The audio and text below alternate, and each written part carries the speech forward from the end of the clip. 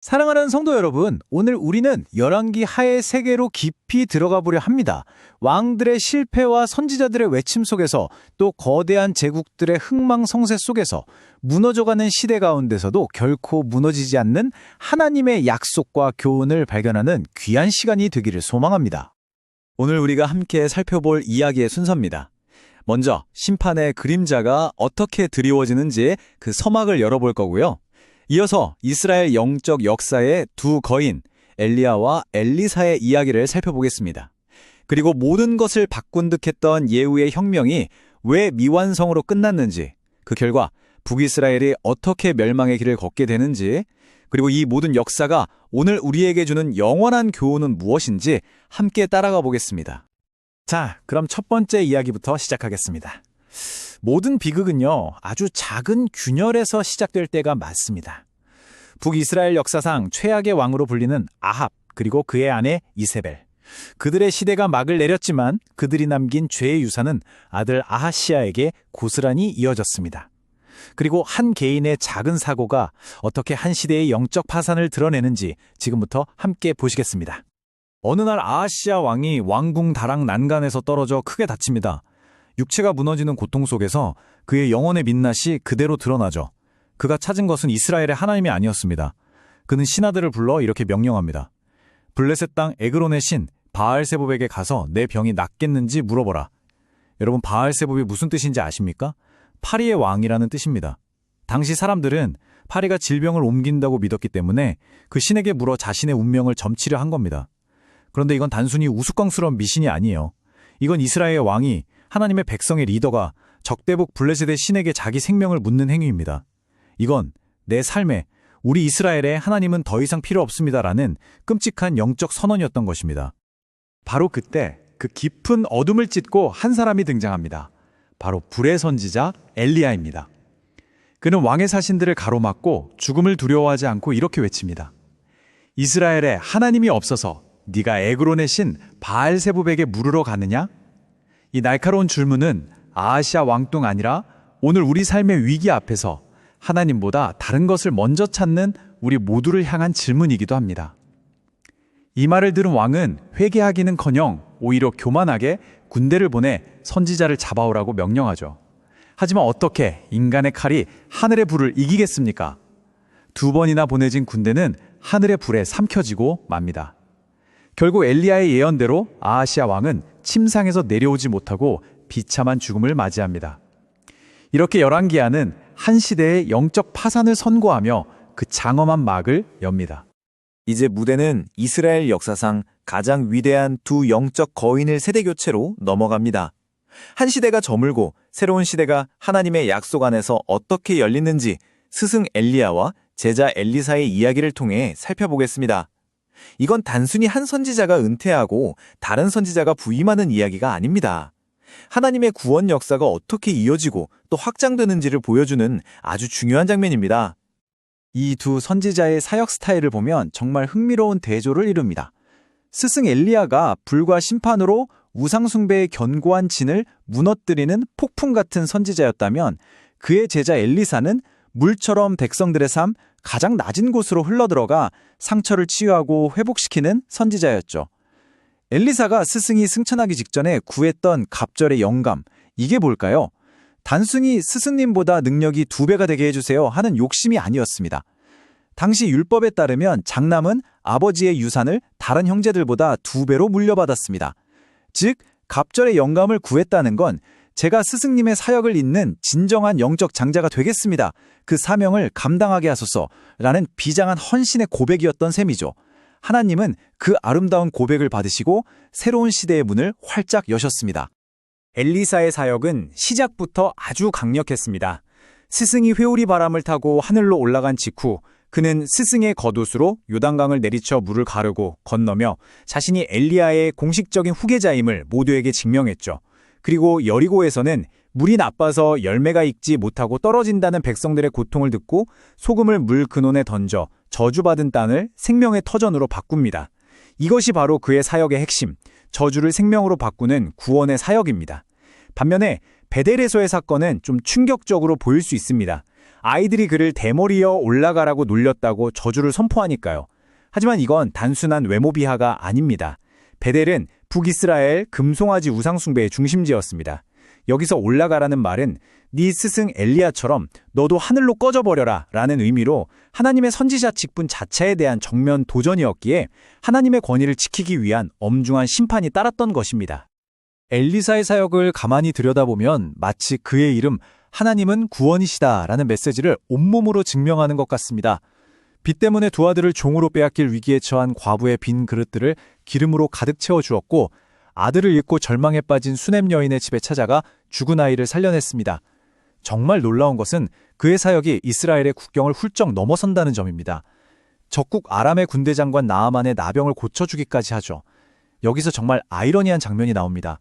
이방인 나아만은 요단강에 몸을 7번 씻으라 라는 비상식적인 처방에도 순종해서 치유를 받고 하나님을 찬양하는데 정작 이스라엘 왕은 나아만이 찾아오자 이건 전쟁을 걸려는 핑계다 라며 옷을 찢고 두려워합니다.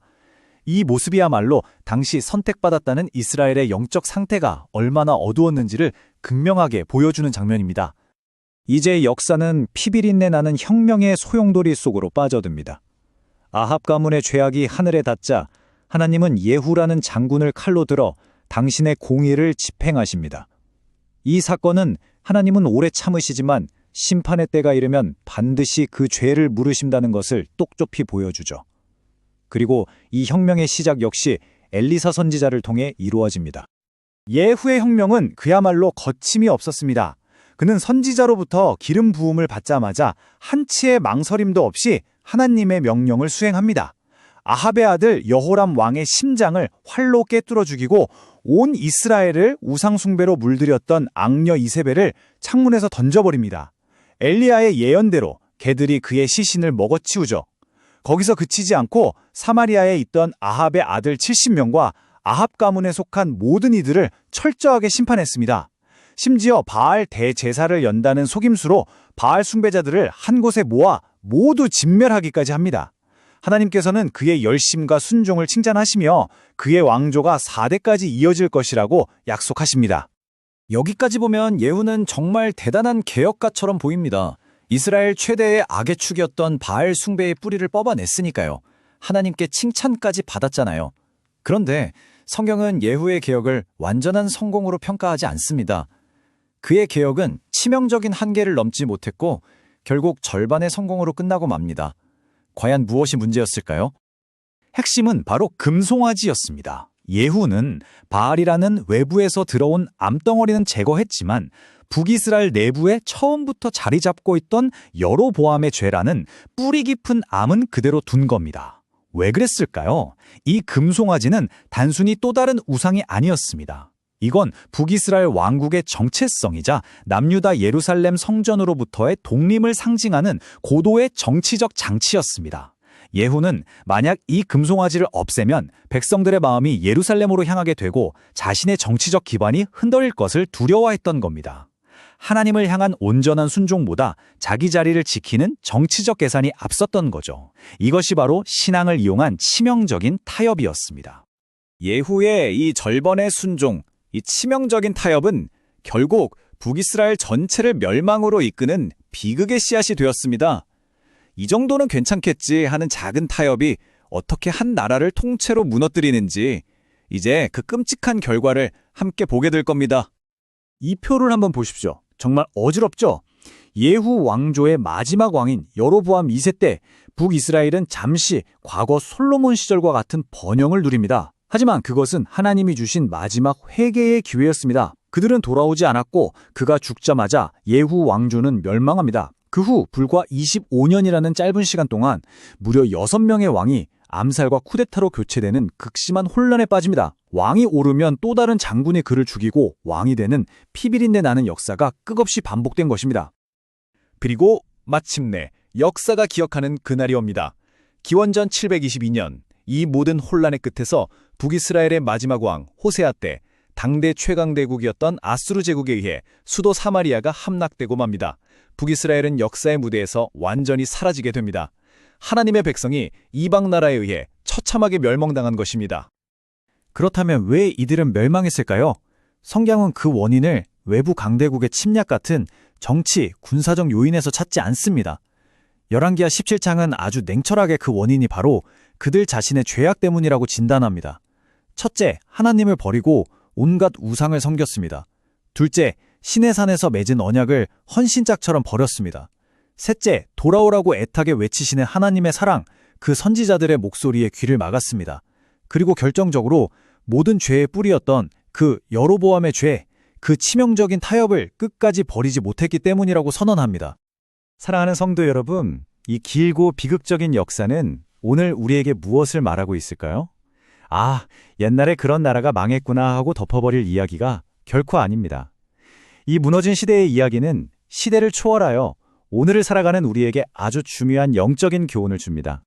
오늘 우리가 이 이야기에서 꼭 기억해야 할 세 가지 진리가 있습니다. 첫째, 위기가 닥쳤을 때 우리가 가장 먼저 누구에게 묻고 무엇을 찾는지가 우리의 진짜 믿음을 보여준다는 것입니다. 아하시아처럼 세상의 신에게 묻겠습니까? 둘째, 인간이 아무리 실패하고 넘어져도 하나님은 당신의 구원 계획을 멈추지 않으신다는 사실입니다. 엘리사의 수많은 기적들이 그것을 증명하죠. 그리고 셋째, 가장 중요한 것인데 하나님 앞에서 타협하는 것, 즉 절반의 순종은 결국 완전한 실패와 멸망으로 이어진다는 것입니다. 이제 이 질문을 우리 자신에게 던져볼 시간입니다. 예후는 바알은 버렸지만 자신의 정치적 안정을 위한 금송아지는 끝까지 버리지 못했습니다. 우리도 마찬가지일 수 있습니다. 겉으로는 하나님을 섬기는 것 같지만 내 삶의 안전과 정체성을 위해 이것만은 절대 포기할 수 없다고 붙들고 있는 마지막 보루. 당신의 금송아지는 무엇입니까? 그것이 재물입니까? 성공에 대한 야망입니까? 사랑하는 자녀입니까? 아니면 세상의 인정과 평판입니까? 눈에 보이던 강대국 아수르 제국도 바벨론 제국도 모두 역사 속으로 사라졌습니다. 북이스라엘이 그토록 의지했던 금송아지는 이제 흔적조차 찾아볼 수 없죠. 보이는 것은 잠깐이기 때문입니다. 그러나 눈에 보이지 않는 하나님의 말씀과 그 약속은 영원합니다. 이스라엘 백성들은 눈앞에 금송아지를 붙들다 멸망했지만 사도 바울은 보이지 않는 약속을 붙들었기에 영원한 생명을 얻고 오늘 우리에게까지 위대한 믿음의 유산을 남겼습니다. 사랑하는 성도 여러분, 세상이 무너지는 것 같고 모든 것이 불확실한 시대 속에서 변치 않는 하나님의 말씀을 붙드시기 바랍니다. 그 말씀이 우리의 참된 반석이요 구원이 될 줄 믿습니다. 함께 기도하겠습니다.